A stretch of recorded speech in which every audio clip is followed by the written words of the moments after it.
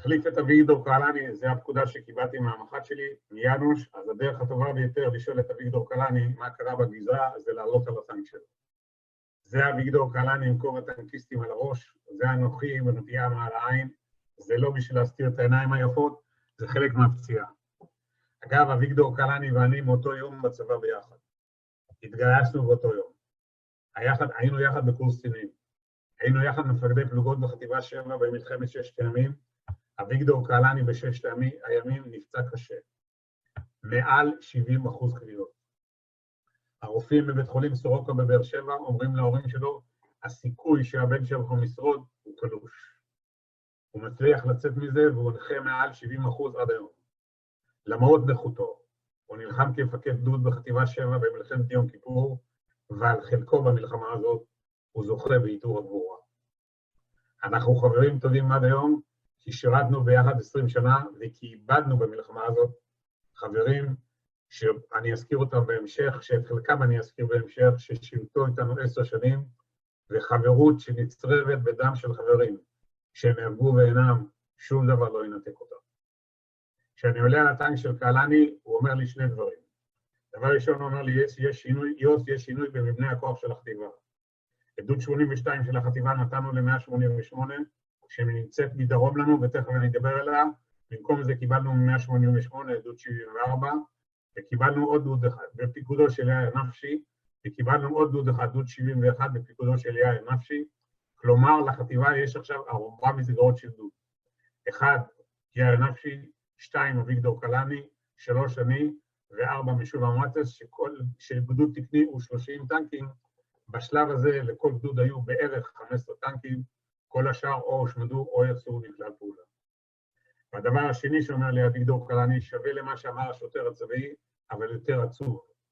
הוא אומר לי אביגדור קהלני, שפה הייתה חטיבה 188, שאחרי 30 שעות אין חטיבה. מפקד החטיבה, אלוף משנה, איציק בן שוהם, זכרו לברכה. נלחם מתוך טנק, נהרג. סגן מפקד החטיבה, סגן אלוף דוד ישראלי, זכרו לברכה. נלחם מתוך טנק, נהרג. קצין האג"ם של החטיבה, רב סרן בני קצין, זכרו לברכה. נלחם מתוך טנק, נהרג. מתוך 3 מג"דים בחטיבה, 1 הרוג, השני פצוע, ורק יאיר נפשי נשאר. הסורים שולטים פה במרחב הזה, כאן, חטיבה 7, עדיין מצליחה להחזיק מעמד. אני חוזר בחזרה לעמדות שבהם הייתי. אביגדור קהלני יוצא לאלרום למלא תחמושת. וחצי שעה אחרי שאני חוזר גם הסמג"ד שלי יוסי מלמד מברצלונה, אל תשאלו כמה הוא נבוך. הוא אף פעם לא סלח לעצמו שלא היה מתחילת המלחמה. מיום שני בצהריים ועד יום שלישי בבוקר, כל טנק סורי שמנסה לעבור אותנו פה, אנחנו משמידים אותו. ביום שלישי בבוקר הסורים מורידים מדמשק חטיבת טנקים חדשה, בפיקודו של ריפת אסד, האח של נשיא הקודם. והחטיבה הזאת מגיעה אלינו ביום שלישי עם אור ראשון, כי מי שבא ממזרח, השמש אצלו בגב, ואצלי בעיניים. והשמש בזריחתה ובשקיעתה הכי מסנוורת. והסורים מפילים עלינו פה הרבה פצצות ארטילריה על מנת שנזוז, כי הם יודעים פה ביום שלישי את מה שהם ידעו בשבת, שאם הם עוברים אותנו פה, מפה לטבריה, שום דבר לא יעצור אותם. יאנוש מבין שזה רגע האמת, ויש לו פה טנקים שממלאים תחמושת, והם עוד לא סיימו למלא את הכל. אבל עכשיו כולם חייבים לרוץ למרחב הזה, ולסתום את הפרצה הזאת, עם כמה שיותר טנקים, אחרת הסורים עוברים אותנו. לכן הוא נותן פקודות בקשר, ובקשר זה נשמע כך. תחנות משבצת, כאן 20 פקודות עבור. כשמפקד חטיבה נותן פקודה כזאת, הוא פונה למעשה ל4 מפקדי גדודים שכפופים אליו ישירות.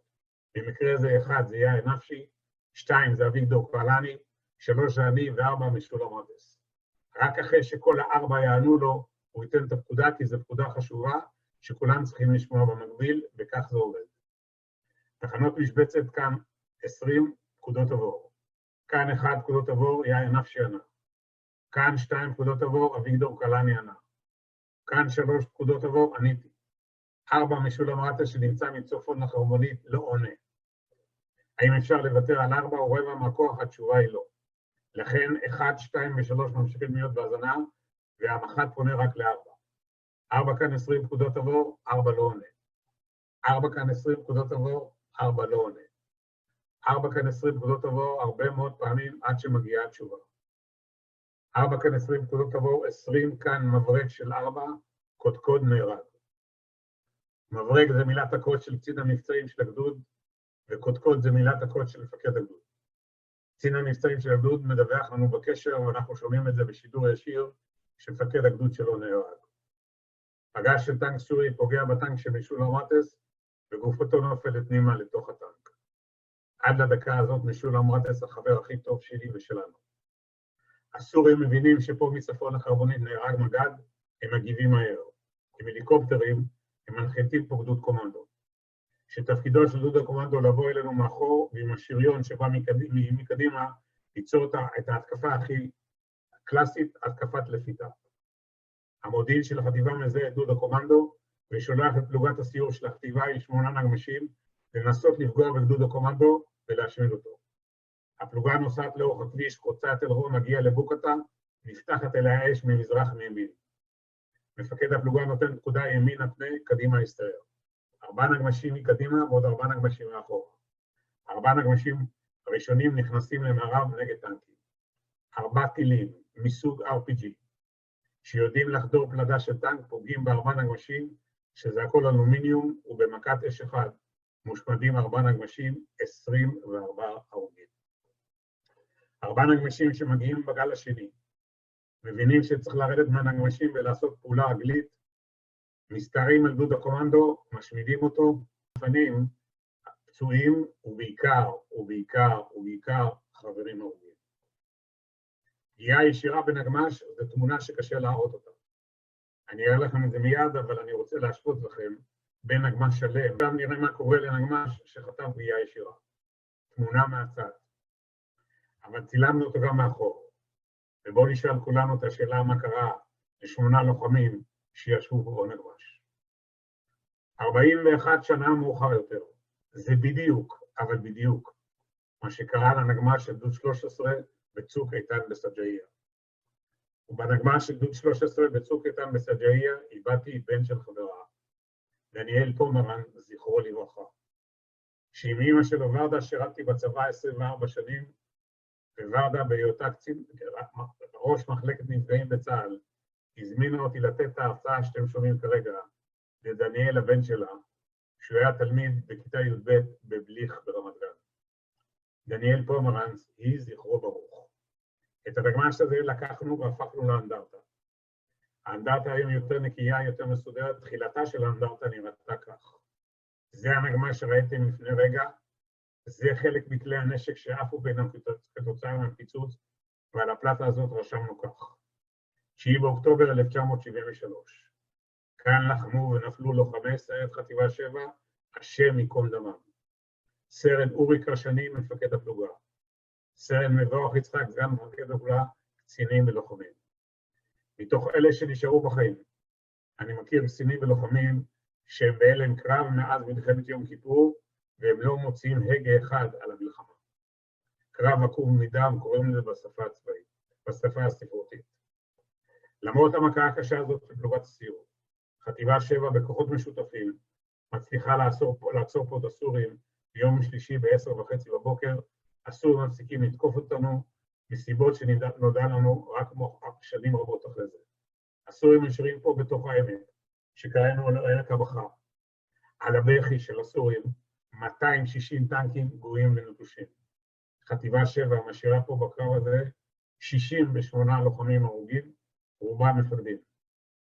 מפקדי טנקים, מפקדי מחלקות טנקים, מפקדי פלוגות טנקים, ומפקד גדוד. המפקד הישראלי נלחם כשהראש שלו בחוץ, המפקד הסורי זה הטנק שלו, שהחלק העליון של הטנק נקרא צריח, עם תותח, זה פתח המפקד וזה פתח טנק קשר.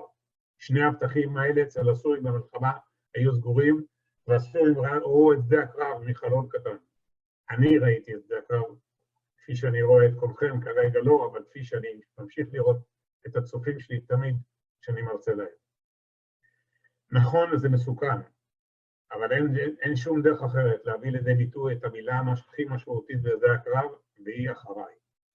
אחריי תפקידו של מפקד המחלקה עם 3 טנקים. אחריי תפקידו של מפקד הפלוגה עם 10 טנקים. ואחראי תפקידו של מפקד הגדוד עם 30 טנקים, להוביל את הכוח שלו בשטח ובאש. אתה לא יכול לעשות את זה כשהמדף סגור. עד מלחמת יום כיפור, כולל השריון הישראלי נלחם מעטים מול רבים, וכך הוא ניצח.